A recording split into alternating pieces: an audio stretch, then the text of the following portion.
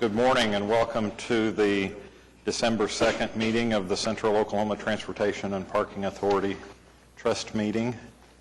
Call the meeting to order, and there are no items from the chairman. Are there any citizens to be heard?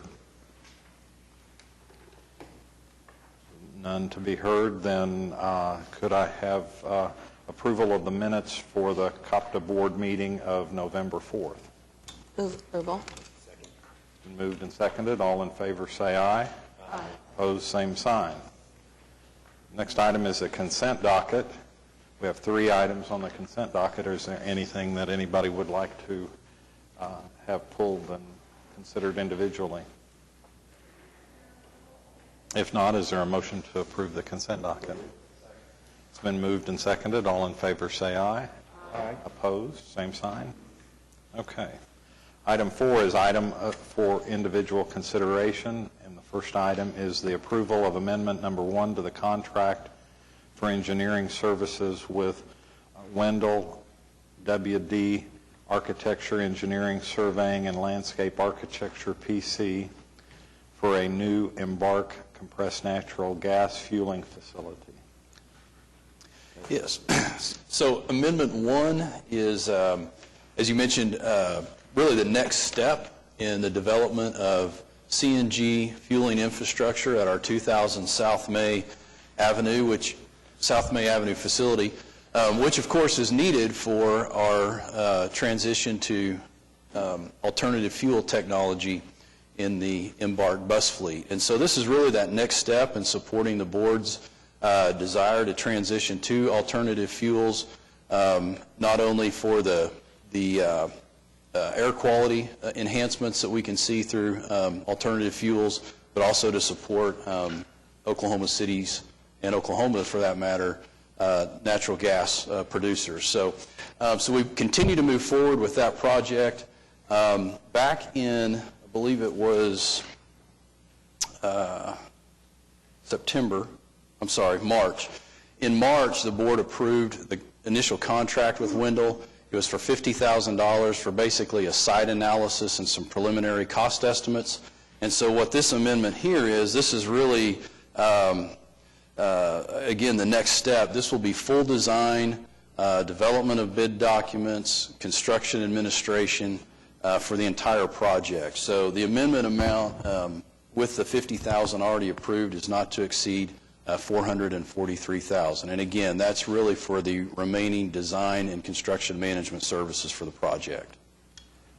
Can you tell us how long it will take, or what your timeline is as this project goes towards completion? Yeah, so right now we're hoping for about 18 months from design to build. Now, again, that's based off just kind of that preliminary operational needs assessment. As we know, as we get it further into more details, that could change. But we're hoping for 18 months. And the thing is, that really syncs up nicely with what we're planning in terms of our next bus order. In January, hopefully no later than February, we'll be bringing a contract to the trust for approval for our next bus order. And assuming we have about a 12-month lead time on those, the project should hopefully sync up pretty close together in terms of completion and having the buses and the CNG facility ready. Okay, are there any questions about this amendment to the contract? If not, is there a motion to approve? So moved. All in favor say aye. Aye. Opposed, same sign. Okay, item number B is the approval of professional service agreement with Val Media for digital media development, web development, and graphic design services. Yeah, this professional services agreement will go a long way in helping us continue to proactively communicate not only Embark Transit services, but really the entire family of services that we provide through parking and the bike share and the river cruises. One of the things we learned through our survey last month was the fact that we have very good brand recognition within the community. Many of those that don't use our service know of Embark. They know we're the community's transit provider. However, we still have some challenges in actually educating that same group of citizens about what it is that we do and the level of services that we provide. In fact, we had about a 64% recognition in our name, and yet at the same time about 60% of those same people weren't sure exactly what all services we provided. So communication, we feel like, is critical in kind of overcoming that hurdle. And so having some additional assistance in terms of developing social media content, updating our websites, helping us with different communication campaigns is really needed. Fold in the need for education about the Oklahoma City streetcar and the fact that we'll be bringing an entirely new transit mode online and available to the community. The professional services here, again, will help us really gain some ground in those areas. So we're looking forward to having the additional assistance. The contract is set for an amount not to exceed $50,000 annually. Staff did advertise and received 5 different quotes, and are recommending an agreement with Val Media. Okay, are there any questions? If not, is there a motion to approve the agreement? It's been moved and seconded. All in favor say aye. Aye. Opposed, same sign. Item C for individual consideration is a resolution amending the Cotpa fiscal year 2017 operating budget. Jason?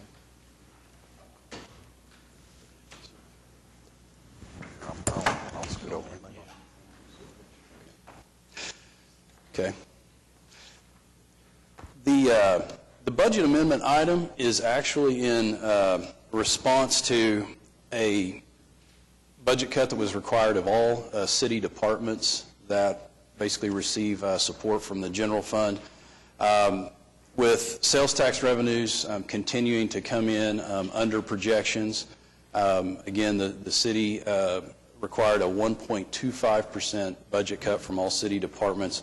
And so we ended up reducing our payment that we received from the general fund by that amount. And you can see the attachment that's included as part of the item. You'll notice a budgeted decline in expected revenue in the transfer from general fund line. You see we're reducing our transfer by $214,258.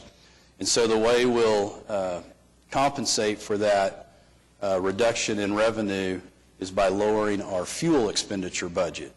Fortunately, we still continue to see savings in our fuel budget, and so as a result, we're able to absorb most of that through our supplies. So if there's any other questions on the budget amendment, I'll be glad to answer them. Okay, are there any questions? If not, is there a motion to approve the resolution amending the budget? Okay, it's been moved and seconded. All in favor say aye. Aye. Opposed, same sign. I'd like to recognize that our chairman is here, and I would yield the floor to him if he would like to take control of the meeting. I said you were doing a great job, Barney. And we'd straighten out the traffic lights on Class, and I could get here on time.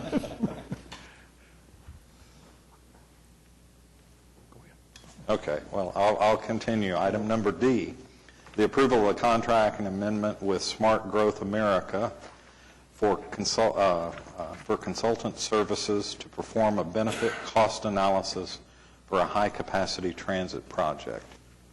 Jason. Yeah, the high-capacity transit project is the Northwest Multimodal Corridor concept plan that we've talked about over the past year off and on. As you recall, we've done some preliminary planning in that area, and really to take that preliminary plan to the next step, a benefits cost analysis is needed. On September 2nd, 2016, the trust approved an RFP for consultant services to perform that benefits cost analysis.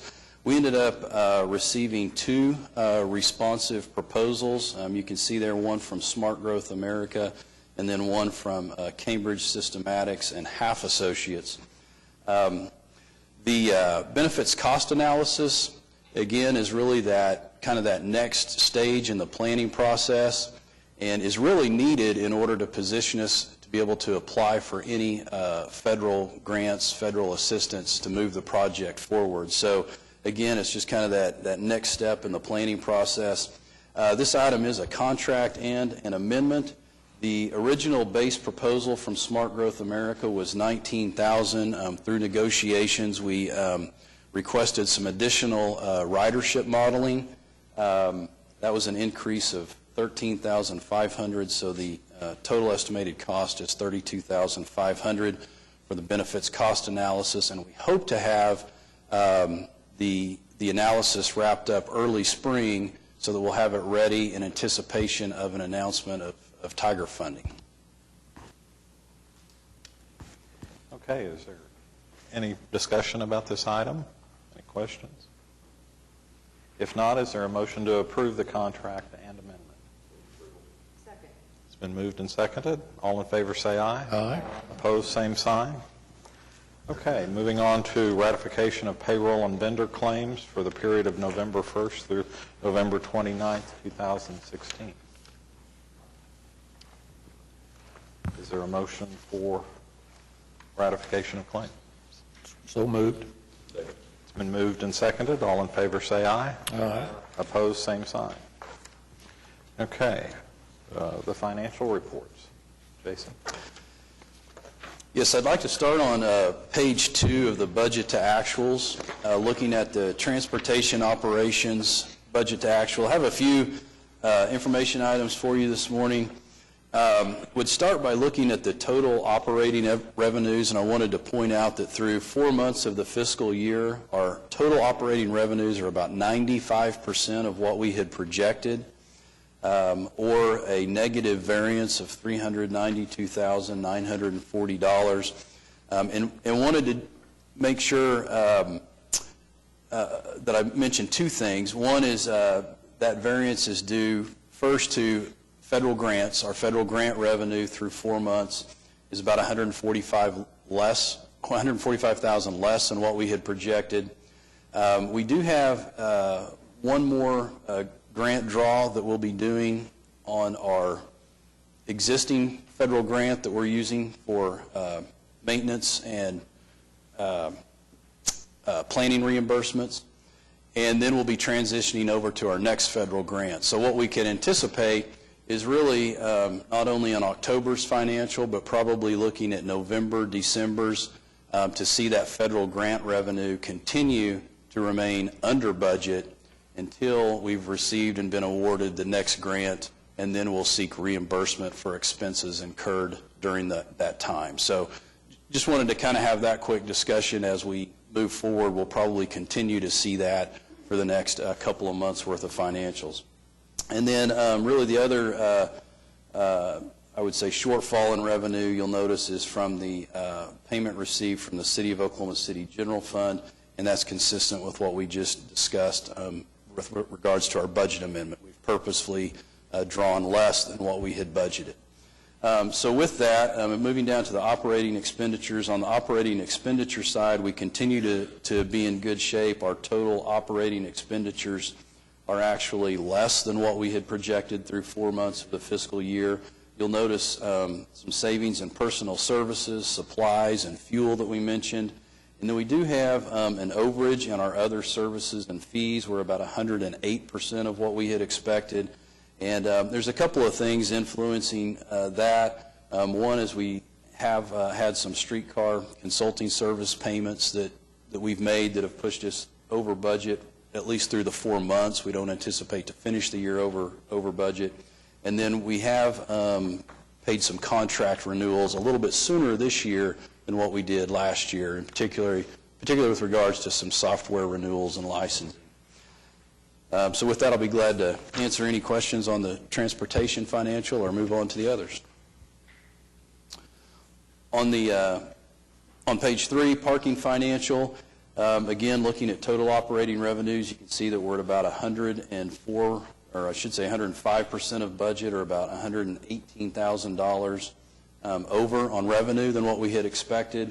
I mean, you can see each one of those revenue categories are really in pretty good shape. The event revenue is about $50,000 less than what we had projected, but as you can see, more than made up for additional monthly contract revenue and revenue received from just transient parkers. Looking down at the expenditures, again, they're all under budget, so if you look at our total revenue in excess of expenditures year to date is about $1.4 million. On the river cruises, again, we continue to be in good shape on the budget on the river cruises. Total operating revenues are over budget. We're at about 109%, or about $42,000 more than what was expected. Operating expenditures are also in good shape, being just slightly under budget at about 98.5% of what we had expected, or about $4,400 under budget. So again, we have a situation where our revenues are in excess of our expenditures through 4 months of the fiscal year. And then lastly, looking at Spokies, total operating revenues are about $9,500 over projections. Operating expenditures are about $13,000 under what we had projected. I did want to point out, you'll notice the payment to the Transit Cash Fund. We have not made any of those payments through 4 months of the fiscal year. We will do that before the end of the fiscal year, so you will see those expenditures increase. Part of the reason we've held off on that is due to our bike share sponsorship revenue. We have $70,000 budgeted. To date, we've received $10,000. So our anticipation is hopefully see more revenue come in before we incur that payment to the Transit Cash Fund that's indicated below. And so with that, I'll be happy to answer any other questions about the financials. When, Jason, did our parking fare changes take place? Was it September 1st? Yes, sir.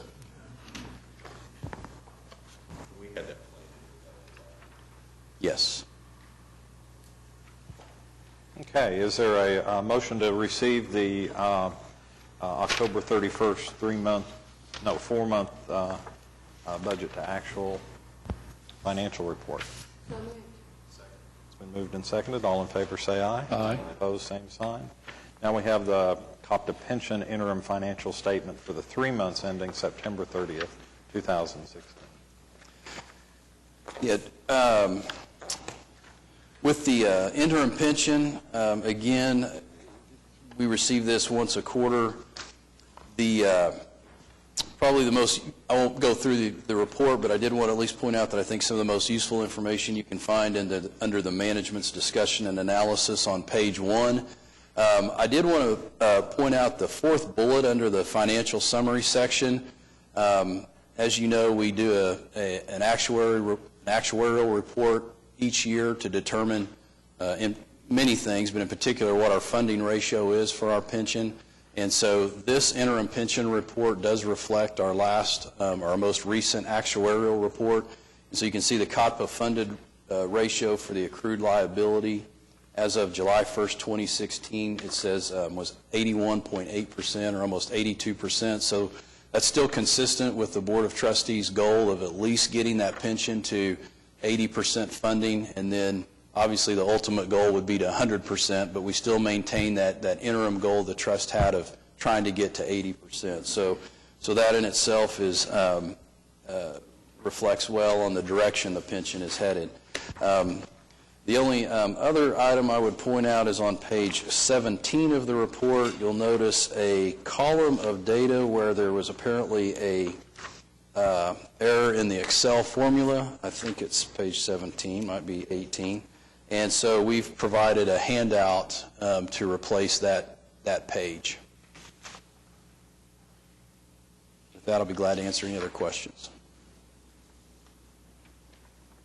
Okay. If there are no questions, is there a motion to receive the pension interim financial statement for September 30th? It's been moved. Second. And seconded. All in favor say aye. Opposed, same sign.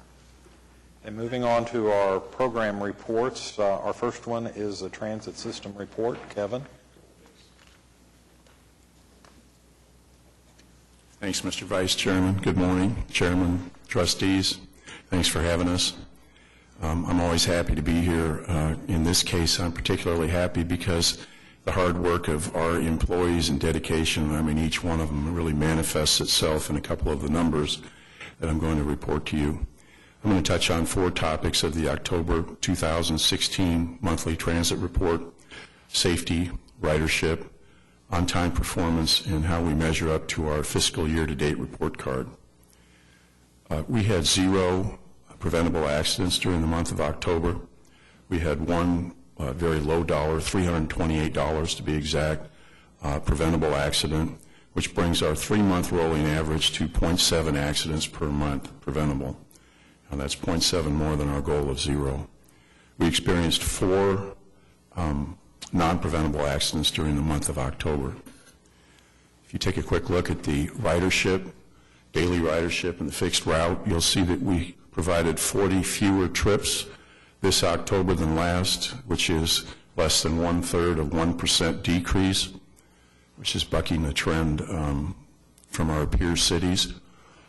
Additionally, the fiscal year to date, we're down 4.2% in daily ridership, or daily trips provided, and that is less than half of what our 13 peer cities are experiencing.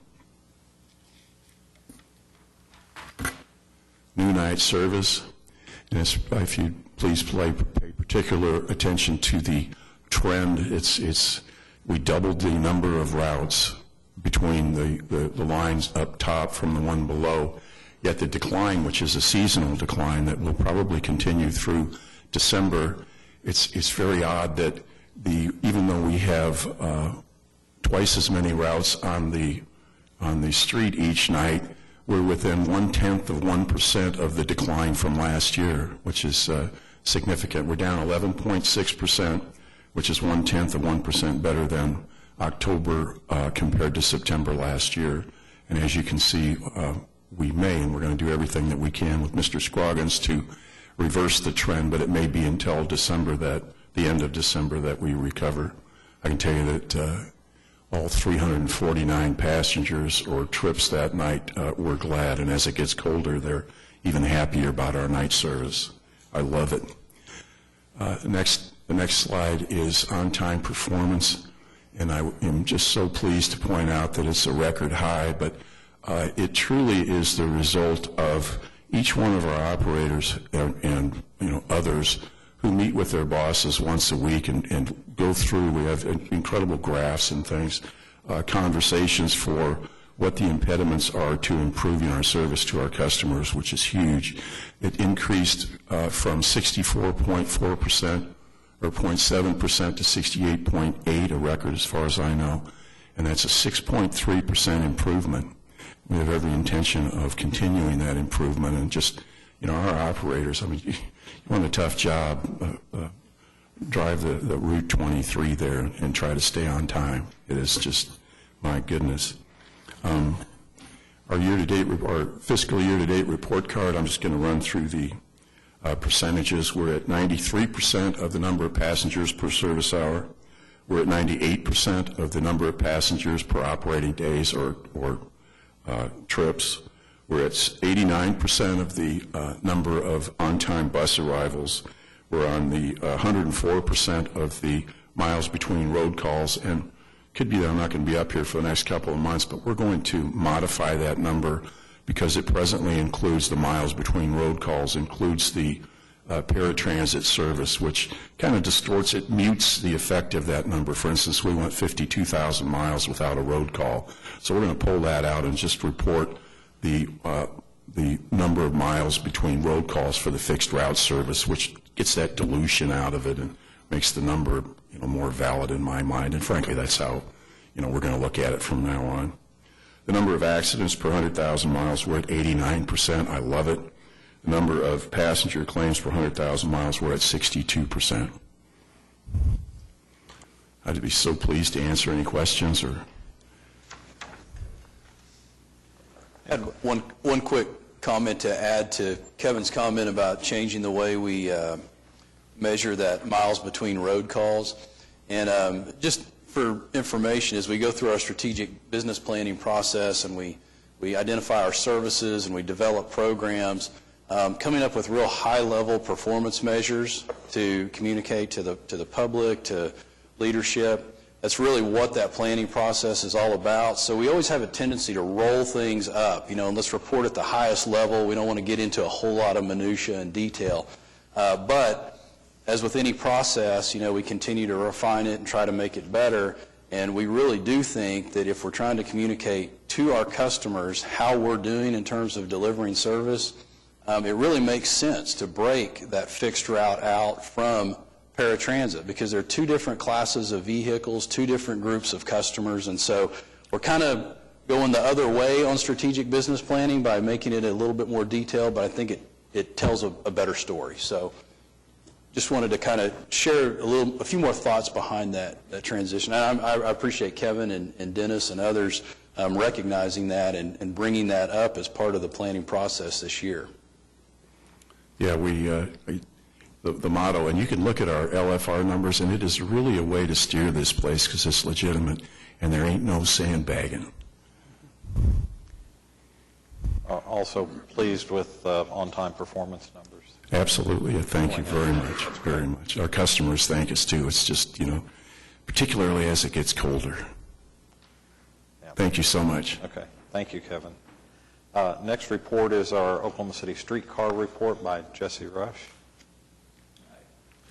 Morning, Chairman, Vice Chairman, Board. Like I said, my name is Jesse Rush, previously with the Maps Department. I was there for 2 years doing the design, and now I'm with Embark as a streetcar operations manager. Before we jump into the slides, I want to give you a quick update on the operation status. Embark staff, Shields, Oblitz, Johnson, and consultants, we're working to refine the draft contract.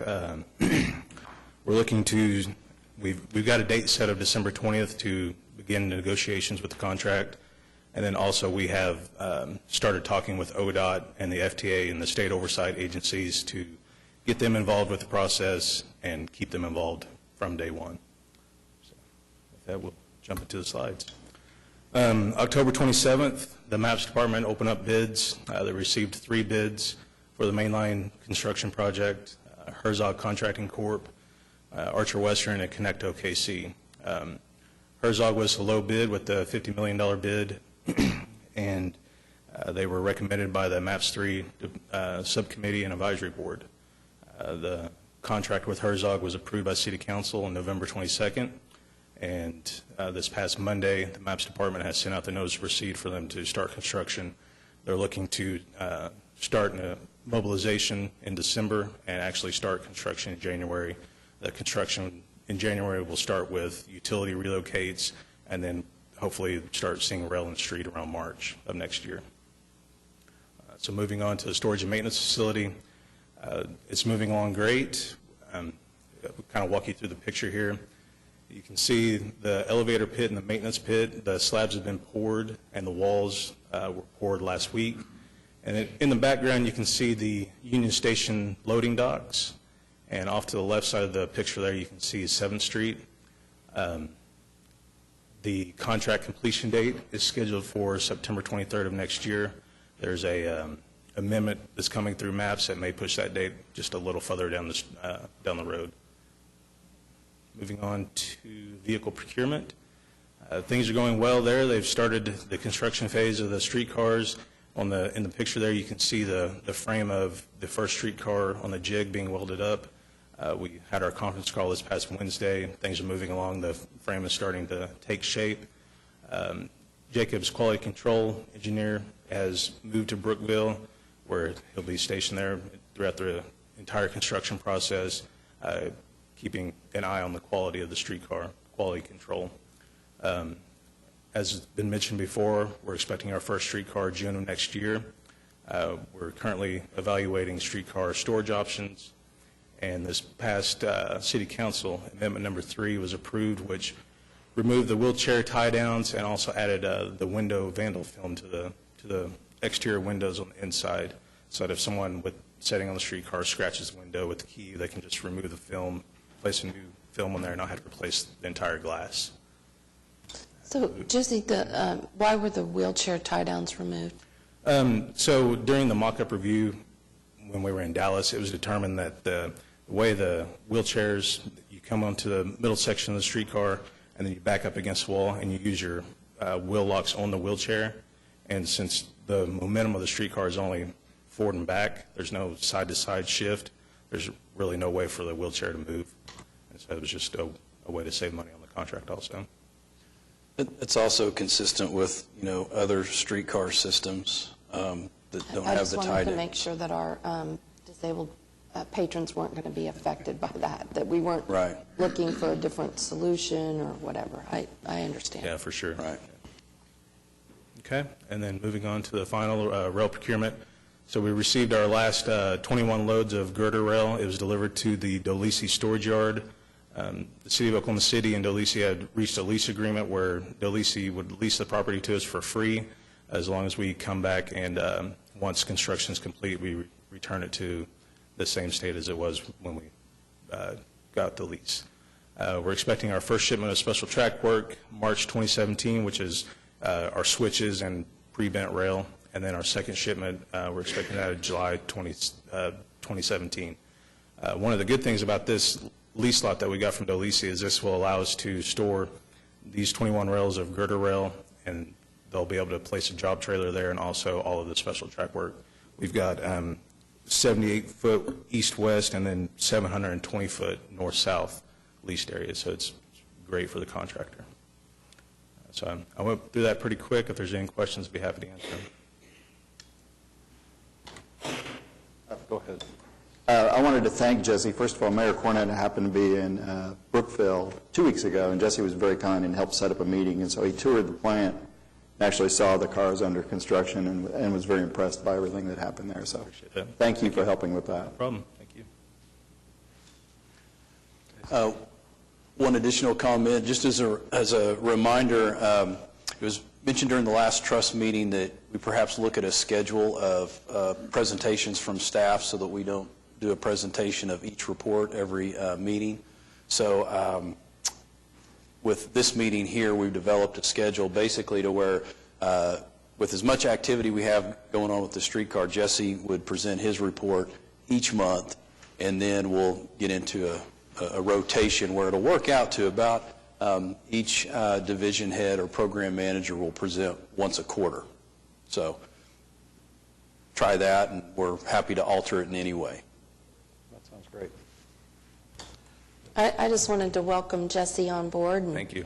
Sometimes in the city and its related trusts, we do things so incrementally that it's almost invisible to how things get done and accomplished. So for me, this is a really big day to have our first streetcar operations report on the agenda and to be starting to talk about it.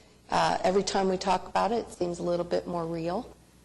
Hearing things that connect the construction side to the operations side, I think, are very exciting. And so I just wanted to say welcome and I appreciate it. I'm excited to be here. Thank you. and try not to feel that huge weight of the streetcar. Right? Yeah. No pressure. All right. Thank you, Jesse.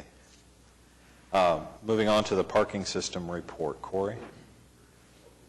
I'm sorry, I wasn't clear, but this will be our last presentation from staff today. Oh, okay. We could do answer any questions or impromptu, but that's all we'd prepared for. Okay, that sounds good. Then items from the trustee. So we'll go ahead and start with Councilman Greenwell. James? I just reminded Barney, does everybody get one of these in their packet that we have our list of board meetings for next year? And I also asked Sheila last time to put all our department heads in there so that everybody has that, which I appreciate her doing in there. Okay, thank you. Laura? Have one item for the trustees.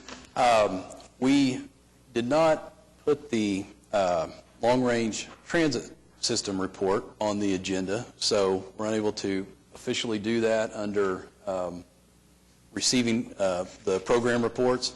But we do have Larry Hopper here to give a quick presentation about, in particular, the 2016 transit initiatives. And last year, this was an item that was brought up by the trust as to could we do some research on transit initiatives across the country? What is the success rate? How are they being conducted? And we provided that research and then indicated we would follow up each year with an update. So Larry's here for his update with regards to transit initiatives.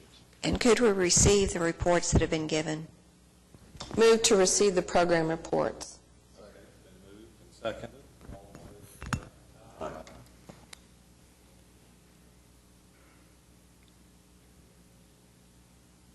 Okay, Larry. Okay.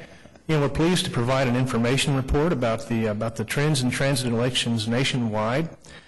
As you can imagine, implementation of the long-range plan, it requires resources. Resources are equipment, people, funding, technology, a lot of things. And, we gave a short presentation like this last April, and since then, the board has adopted the board's 5-year priorities, and one of those is about basically trying to get to a point of having some stable, dedicated funding, and also about establishing a regional transit authority. So this information report hopefully is helpful in that regard. In 2016, and if you would, you might go to the next slide. In 2016, the success rate across the nation was 71%. There were 77 ballot initiatives related to transit, which is a record number. And kind of interesting is that 49 of them occurred on November 8th, which would have been, very, very heavy turnout election day. And on that day, about 71% of those passed as well. And, there were 23 different states that had some type of funding initiative. Texas and Oklahoma both had some. In fact, in Tulsa, what happened last spring is there was an initiative for funding to build and to help operate a couple of bus rapid transit lines, and it was approved with a 64% approval rating. It was part of a larger bond package, basically, or a larger initiative. Now, nationwide in 2016, there was nearly $200 billion worth of local and state funding, especially local funding, towards transit. Now, the sources for the information is the same source we've been researching in the past. It's the Center for Transportation Excellence, CFTE, and then for part of it, we also received some information from the Indiana Citizens Alliance for Transit.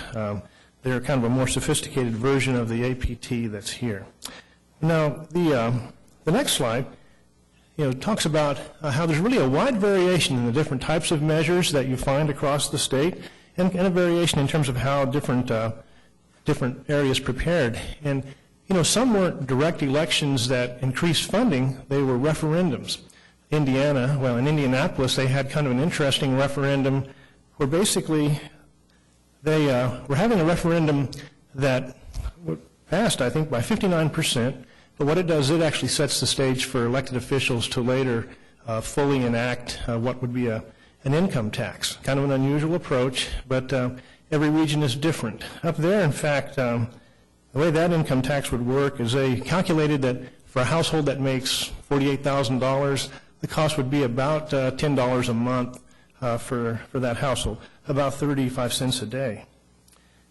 Now, in that particular case, they also, in all these different information in CFT, talk about the various roles of different sectors. So they make it really clear what is typically a role of a public agency sector, such as Embark, what's the role of the private sector, and up there, interesting enough, it wasn't just the Chamber, it was also the Metropolitan Board of Realtors that was very active. And then it also talks about what the grassroots nonprofits do. So aside from advisory elections and aside from other elections, some elections are just renewals or extensions of existing funding. So I might move to the next chart because it's really, pictures worth 1,000 words. So the next chart actually shows a pie chart. And what it shows is that, sales tax was the most common type of sales tax initiative in 2016. About 40% of those were sales taxes. You see that basically in the blue, or maybe it's the large purple. And of those, about 61% passed. Property tax propositions were the second largest number. About 69% of those passed. And then you kind of see the others as well. This doesn't usually happen, but the fee and the charter amendment and the bond ones, 100% of those passed. Most years, it's going to be a little bit lower number. But that gives you a sense of the types of ballot measures across the country. Now, the next slide gives you a little sense of geographic spread across the country. And we're going to come back to this slide, but as you can see, they really are, way all over the country, basically. So if you would, Chip, might go to the next slide. And, yeah, next slide, please. So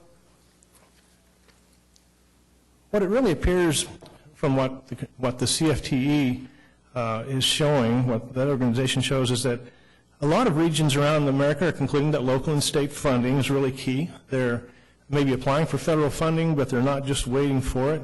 In Tulsa and even here, especially with the board's 5-year priorities, that seems to be an emerging conclusion as well.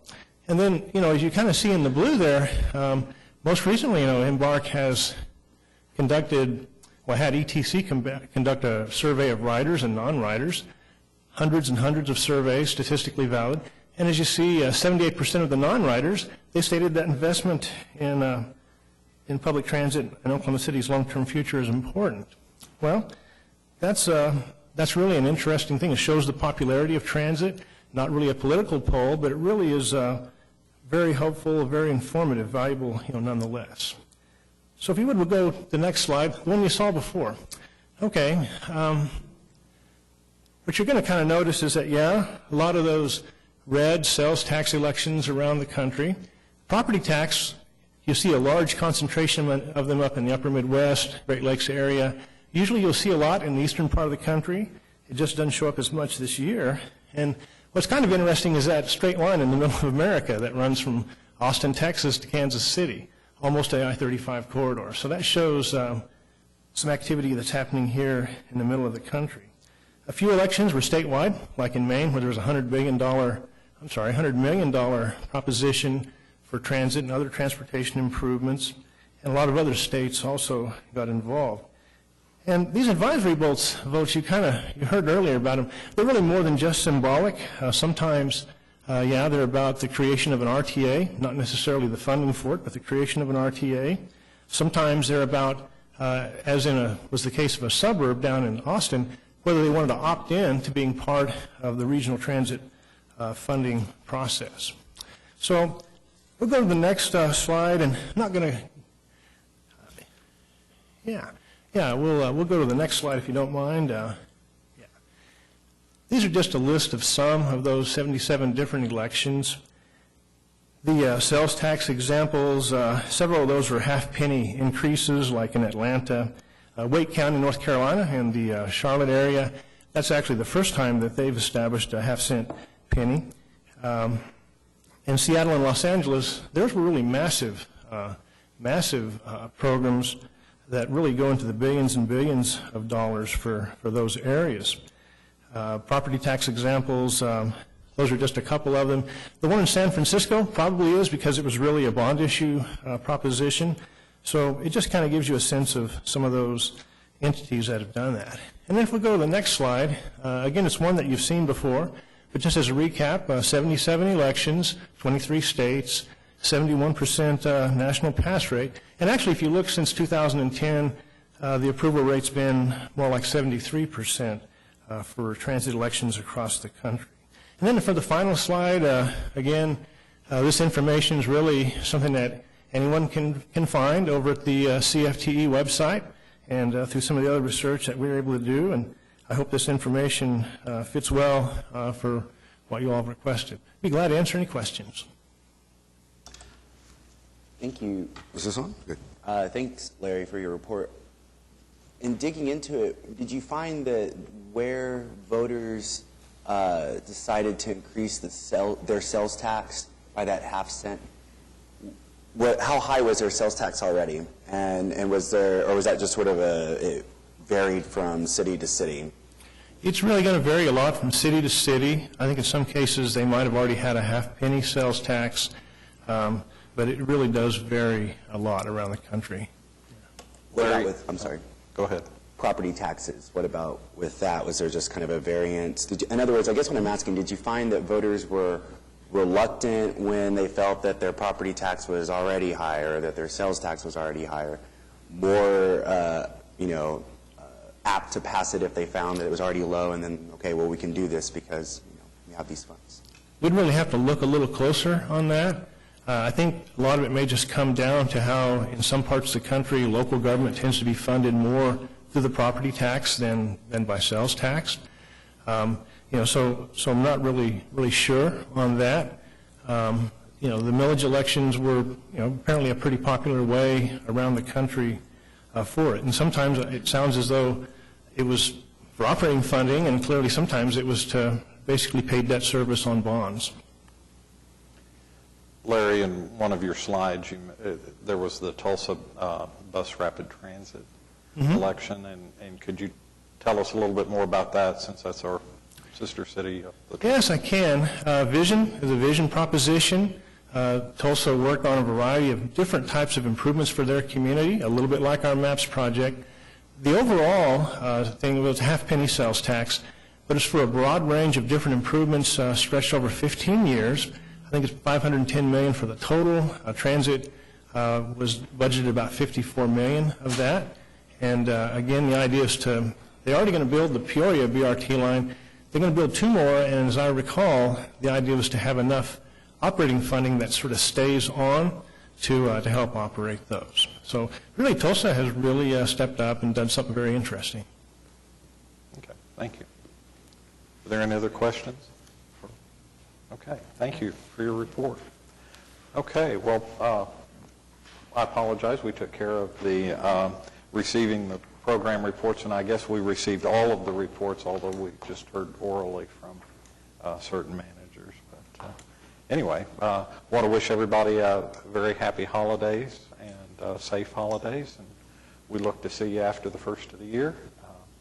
And if there's nothing else, then we're adjourned. Thank you.